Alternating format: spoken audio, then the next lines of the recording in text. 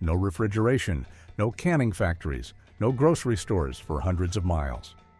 Between 1800 and 1890, over 2 million pioneer families settled the American frontier, where survival depended entirely on preserving food during abundant seasons to sustain life through months when fresh food was impossible to obtain. These weren't modern convenience methods. They were life-or-death techniques that had to preserve meat, vegetables, and dairy products for 6 to 12 months using only natural materials and processes available on isolated homesteads. They needed preservation methods that could maintain nutritional value while preventing deadly bacterial growth that killed entire families through food poisoning. They needed techniques that could process large quantities of food during brief harvest seasons when crops ripened simultaneously. They needed storage systems that could protect preserved foods from insects, rodents, and moisture that could destroy months of work in days. They needed methods that required no external energy sources and could function reliably in extreme weather conditions. Every technique mattered. One failed preservation attempt could result in starvation when stored food spoiled before spring crops were ready.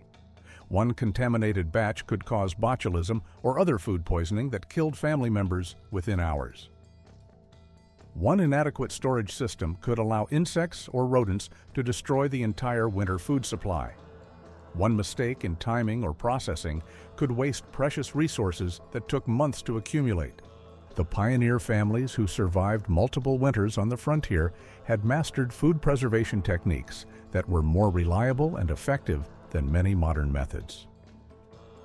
Processes that could maintain food safety and nutrition for extended periods using only salt, smoke, natural acids, and environmental conditions. Techniques that provided food security without any dependence on external supply chains or industrial processing. But which specific preservation techniques were essential for pioneer survival, and how did they prevent spoilage without modern equipment? What salt curing methods could preserve meat for months without refrigeration? Which smoking techniques could eliminate harmful bacteria while adding preservative compounds? And how did these traditional methods prove more reliable than early industrial food processing that often failed in frontier conditions? Today, we're exploring the ingenious food preservation techniques that kept pioneer families fed and healthy through the harshest conditions. Methods that modern families have forgotten but desperately need to rediscover for true food security. My name is Sam, and this is Wild America. 1. Salt curing and brining, the foundation of meat preservation. Salt curing was the most critical food preservation technique for pioneer families, using salt's ability to draw moisture from meat while creating an environment hostile to harmful bacteria. This process could preserve beef, pork, and game meat for 6 to 12 months without refrigeration, providing protein throughout winter months when fresh meat was unavailable. The salt selection process required understanding different salt types and their preservation properties. Coarse salt was preferred over fine salt because it drew moisture more slowly and evenly, preventing case hardening that could trap moisture inside meat. Sea salt was ideal when available, but most pioneers used rock salt or salt produced by boiling brine from salt springs. The salt had to be pure without additives that could affect preservation or flavor. The meat preparation began with selecting appropriate cuts and processing them for optimal salt penetration. Fresh meat was used within 24 hours of slaughter to prevent bacterial growth before preservation began. Large cuts were divided into pieces weighing 5 to 10 pounds to ensure complete salt penetration. All bone fragments and damaged tissue were removed because they could harbor bacteria that salt couldn't eliminate. The dry curing process used specific salt ratios and timing that could preserve meat safely while maintaining palatability. The basic ratio was 3 pounds of salt per 100 pounds of meat, with additional salt for heavily used pieces. Meat was completely covered with salt and packed in wooden boxes or barrels with tight-fitting lids. The curing time was calculated at 1 day per pound of meat thickness, with minimum curing times of 30 days for large pieces. The brine curing method used saltwater solutions that could preserve meat while allowing easier monitoring of the preservation process. The brine solution used 2.5 pounds of salt per gallon of water, creating a solution strong enough to float a fresh egg.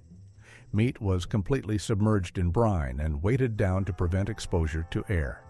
The brine was changed every 2 weeks to maintain salt concentration and prevent contamination.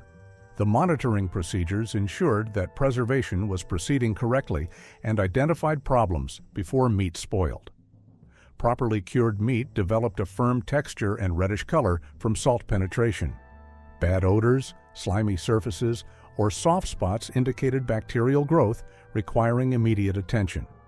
Temperature was monitored to keep curing areas between 35 to 40 degrees Fahrenheit for optimal preservation without freezing. The storage methods protected cured meat from moisture, insects, and contamination during long-term storage. Cured meat was wrapped in clean cloth and hung in cool, dry areas with good air circulation. Wooden boxes lined with clean straw provided protection from insects and rodents. Underground storage areas maintained consistent temperatures while protecting meat from temperature fluctuations. The rehydration techniques prepared salt-cured meat for cooking by removing excess salt while restoring palatability. Cured meat was soaked in clean water for 2 to 4 hours before cooking, with water changed every hour to remove excess salt. Boiling was avoided during rehydration because it could make meat tough and stringy. Slow cooking methods like stewing or braising worked best with rehydrated cured meat. 2. Cold smoking, creating flavor while eliminating bacteria. Cold smoking was a sophisticated preservation technique that used smoke compounds to eliminate bacteria while adding flavor and extending storage life of meat, fish, and cheese. This process required precise temperature control and specific wood selection to create preservative effects without cooking the food. The smokehouse construction used specific design principles that could maintain optimal smoking conditions while protecting food from weather and contamination. The structure measured 6 feet by 8 feet by 10 feet high, with walls constructed from logs or thick planks chinked with clay to control airflow. The roof included adjustable vents that could regulate smoke density and temperature. The firebox system was positioned outside the smokehouse and connected by an underground flue that cooled smoke to optimal temperatures of 80 to 90 degrees Fahrenheit. The firebox was constructed from stone with a removable iron grate that allowed different wood types to be burned for specific preservation and flavor effects. The flue was 3 to 4 feet long and sloped upward to create natural draft. The wood selection process used specific species that provided optimal preservation compounds while creating desirable flavors. Hickory was preferred for pork and beef because it burned slowly and produced dense smoke with strong preservative properties. Apple and cherry woods were used for poultry and fish, providing milder flavors and good preservation. Oak provided excellent preservation for large cuts, requiring extended smoking periods. The food preparation involved specific cutting and pre-treatment methods that ensured complete smoke penetration and preservation.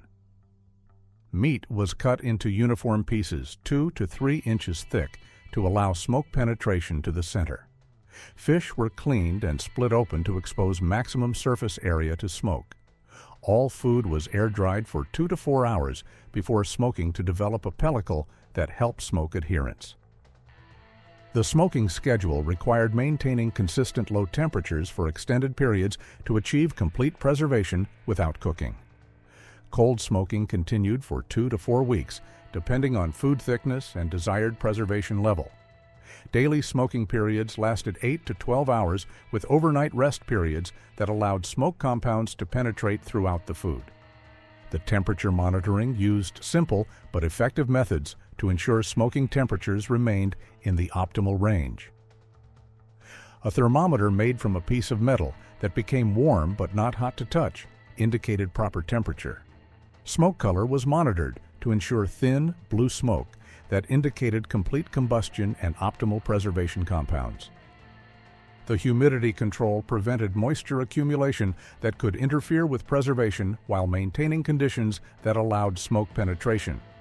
ventilation openings were adjusted to maintain slight air movement that carried away moisture while retaining smoke. Rainy weather required closing vents partially to prevent moisture entry while maintaining minimal airflow. The storage procedures protected smoked foods from moisture and contamination while maintaining the preservation effects achieved through smoking. Smoked foods were wrapped in clean cloth and stored in cool, dry areas with good air circulation. Wooden boxes or barrels provided additional protection from insects and rodents while allowing air circulation around stored foods. 3. Root cellaring, underground climate control for vegetables. Root cellaring used the Earth's natural temperature stability to create storage conditions that could preserve vegetables, fruits, and dairy products for 6 to 8 months without any external energy source. This technique required understanding soil temperatures, humidity control, and ventilation to maintain optimal storage conditions. The cellar construction began with site selection that provided proper drainage while taking advantage of natural earth temperatures. The ideal location was on a slight slope that provided natural drainage away from the storage area. The excavation extended 6 to 8 feet below ground level, where earth temperatures remained constant at 45 to 50 degrees Fahrenheit year-round, regardless of surface weather conditions. The excavation process required removing approximately 500 cubic feet of soil for a standard 8 by 10 foot cellar with walls sloped at 45-degree angles to prevent cave-ins. The floor was graded with a slight slope toward a drainage channel that carried away any water accumulation. Stone foundations provided stable bases for wooden shelving and prevented moisture wicking from the earth floor. The wall construction used fieldstone or thick wooden planks that could withstand earth pressure while providing insulation from temperature fluctuations. Stone walls were 18 inches thick and mortared with clay to prevent air leaks while allowing the walls to breathe. Wooden walls used thick planks backed with earth fill that provided thermal mass and insulation. The ventilation system maintained proper air circulation while controlling humidity levels between 85 and 90% that prevented vegetables from drying out while inhibiting mold growth. 2 ventilation pipes were installed, an intake pipe near the floor that brought fresh air into the cellar, and an exhaust pipe near the ceiling that removed stale air and excess moisture. The shelving system used wooden planks and bins that could store different vegetables according to their specific requirements. Potatoes were stored in wooden bins with slat bottoms that allowed air circulation while preventing light exposure that could cause greening. Root vegetables like carrots and turnips were stored in boxes of damp sand that maintained optimal moisture levels. The storage techniques used specific methods for different vegetable types that maximized storage life while maintaining nutritional value. Apples were wrapped individually in newspaper and stored in wooden crates with ventilation holes. Cabbage was stored with roots attached and hung from ceiling hooks. Onions were braided and hung in areas with good air circulation. The monitoring procedures ensured that storage conditions remained optimal while identifying problems before they affected the entire stored crop. Temperature was checked weekly using simple thermometers or by observing condensation patterns on walls. Humidity was monitored by observing vegetable condition and adjusting ventilation as needed to prevent drying or mold growth. The rotation system ensured that stored vegetables were used before spoilage while maintaining continuous food supplies throughout winter months. Vegetables with shorter storage life were used first, while those with longer storage capability were reserved for late winter and early spring. Regular inspection identified vegetables showing signs of spoilage that needed immediate use. 4. Fermentation, harnessing beneficial bacteria for preservation. Fermentation used beneficial bacteria to preserve vegetables while creating acidic conditions that prevented harmful bacteria growth. This process could preserve cabbage, cucumbers, and other vegetables for months, while actually improving their nutritional value through the fermentation process. The sauerkraut production was the most common fermentation technique, using cabbage's natural sugars and beneficial bacteria to create a preserved food that could last 6 to 8 months. Fresh cabbage was shredded into thin strips using sharp knives or specialized cabbage cutters. The shredded cabbage was layered with salt in specific ratios that drew out moisture while encouraging beneficial bacteria growth. The salt ratio was critical for successful fermentation, using 2 to 3 tablespoons of salt per 5 pounds of shredded cabbage. The salt was mixed thoroughly with cabbage and allowed to sit for 30 minutes until natural juices began forming. The mixture was then packed tightly into wooden barrels or ceramic crocks, with each layer pressed down to eliminate air pockets that could harbor harmful bacteria. The fermentation container required specific characteristics that could maintain anaerobic conditions while allowing gas escape during the fermentation process. Wooden barrels were preferred because they allowed slight breathing while maintaining tight seals. The containers were filled to within 2 inches of the top, then covered with clean cloth and weighted down with stones to keep cabbage submerged under its own juices. The fermentation environment required temperatures between 65 to 75 degrees Fahrenheit for optimal bacterial activity, with consistent temperatures that prevented harmful bacteria from competing with beneficial organisms. The fermentation area was kept clean and protected from contamination while allowing access for monitoring. Fermentation typically took 3 to 4 weeks, with daily monitoring to ensure proper progress. The monitoring process identified successful fermentation while detecting problems that could result in spoilage or dangerous bacterial growth. Proper fermentation produced a sour smell and bubbling activity as beneficial bacteria converted sugars to lactic acid.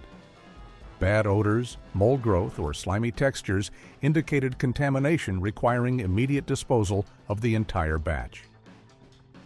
The pickle production used similar fermentation principles to preserve cucumbers, beans, and other vegetables in acidic solutions that prevented spoilage.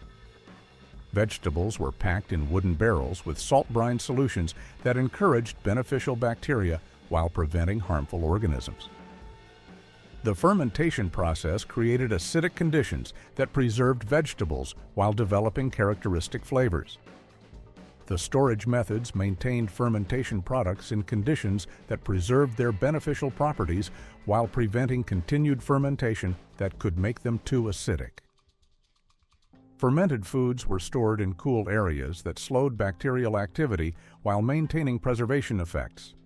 Wooden barrels or ceramic containers provided ideal storage that allowed slight breathing while preventing contamination. 5. Drying and dehydration, removing moisture to prevent spoilage. Drying was one of the oldest and most reliable preservation methods, using moisture removal to create conditions where harmful bacteria could not survive while concentrating nutrients and flavors. This technique could preserve fruits, vegetables, and meat using only natural air circulation and solar energy. The fruit drying process used specific preparation and timing methods that could preserve seasonal abundance for year-round consumption. Apples were peeled and sliced into rings 1/4 inch thick, then strung on clean thread and hung in areas with good air circulation. Berries were spread on wooden trays lined with clean cloth and positioned in sunny, windy locations that promoted rapid moisture removal. The vegetable drying techniques adapted to different plant types and moisture contents using methods that preserved nutritional value while preventing spoilage. Corn was husked and kernels removed from cobs, then spread on wooden trays and stirred daily to ensure even drying. Beans were allowed to mature on plants until pods were dry, then harvested and stored in cloth bags that allowed air circulation. The meat drying process created jerky that could provide protein for months without spoilage, using cutting techniques and environmental conditions that removed moisture while preventing bacterial growth. Meat was cut into strips 1/4 inch thick, following the grain to prevent tearing during drying.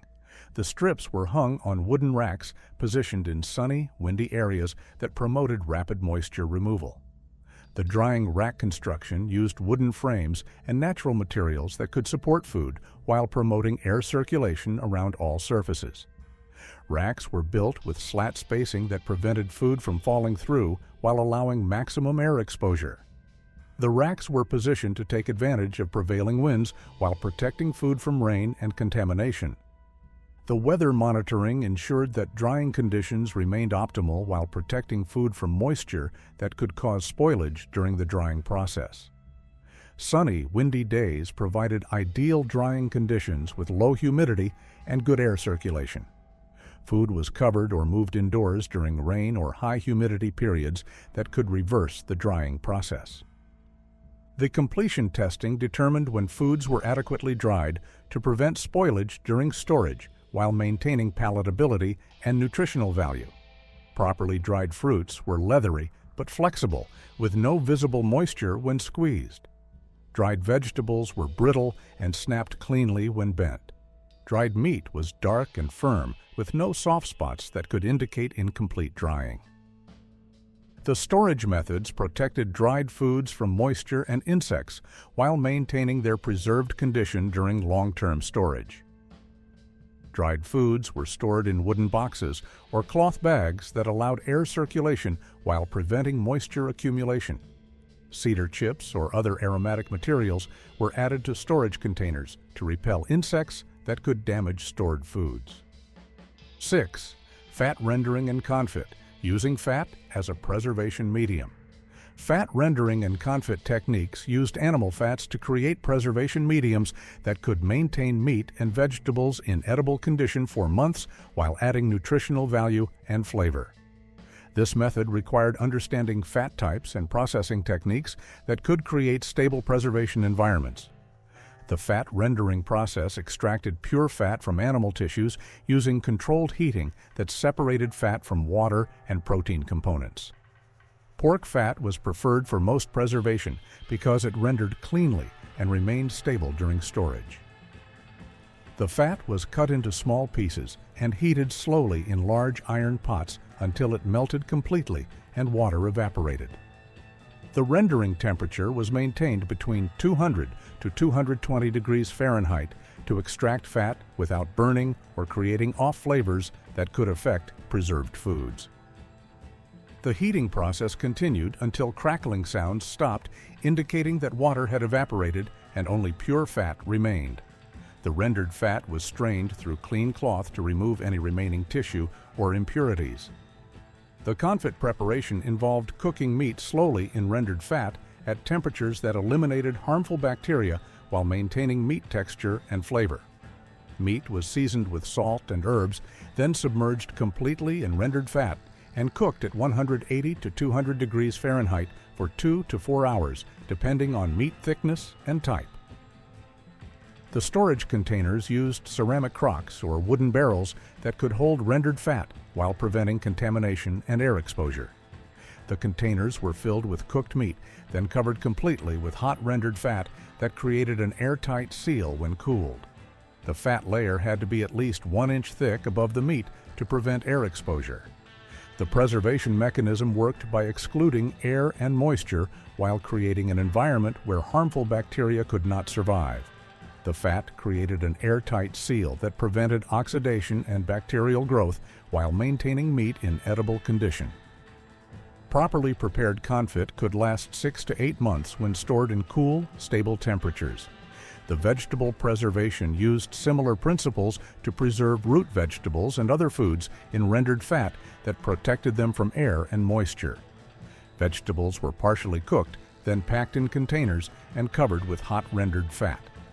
This method worked particularly well for preserving cooked beans, root vegetables, and prepared foods. The retrieval process required careful techniques that maintained the preservation seal while accessing stored foods. Clean utensils were used to remove portions of preserved food without contaminating the remaining supply. The fat layer was smoothed and maintained to prevent air exposure to remaining stored foods. 7. Cheesemaking and dairy preservation, converting milk to stable foods. Cheesemaking converted perishable milk into stable foods that could provide protein and nutrition for months without refrigeration, using bacterial cultures and aging processes that created preservation while developing complex flavors and textures. The milk preparation began with fresh, clean milk that was processed within hours of milking to prevent harmful bacterial growth before beneficial cultures could establish dominance.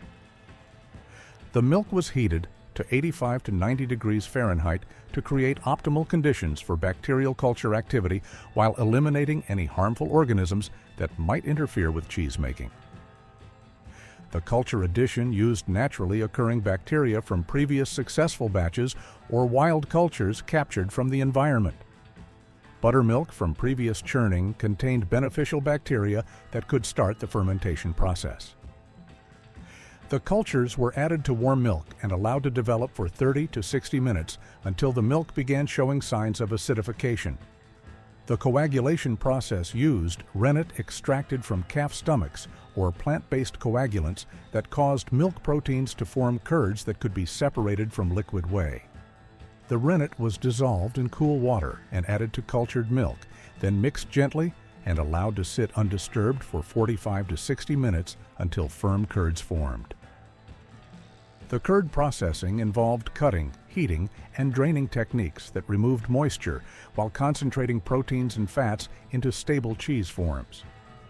Curds were cut into uniform pieces using long knives, then heated gradually to 100 to 105 degrees Fahrenheit while stirring gently to expel whey. The curds were drained in cloth-lined baskets that allowed whey separation. The pressing process used wooden presses and weights that compressed curds into solid cheese forms while expelling remaining moisture that could cause spoilage during aging.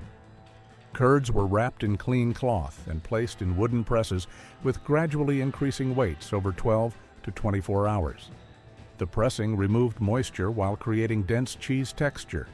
The aging environment required specific temperature and humidity conditions that allowed beneficial mold and bacterial development while preventing harmful organisms. Cheese was aged in cool, humid areas like root cellars, where temperatures remained between 50 and 60 degrees Fahrenheit and humidity stayed around 80 to 85%. The aging period ranged from 2 weeks for soft cheeses to 6 to 12 months for hard cheeses. The monitoring procedures ensured that aging proceeded correctly while identifying problems that could result in spoilage or dangerous bacterial growth.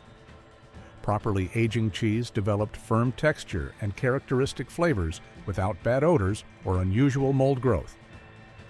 Cheese surfaces were cleaned regularly with salt water to prevent harmful mold while encouraging beneficial aging processes.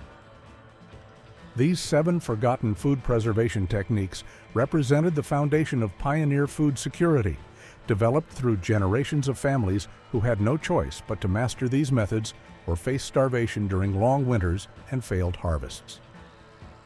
"A family that can't preserve food is a family that won't survive," wrote pioneer homesteader Sarah Mackenzie in 1867. "Every technique has to work perfect every time, because there ain't no second chances when winter comes and the food runs out." The preservation methods that sustained pioneer families proved that true food security comes not from supply chains and refrigeration, but from knowledge and skills that can transform abundant harvests into year-round sustenance using only natural processes and human ingenuity.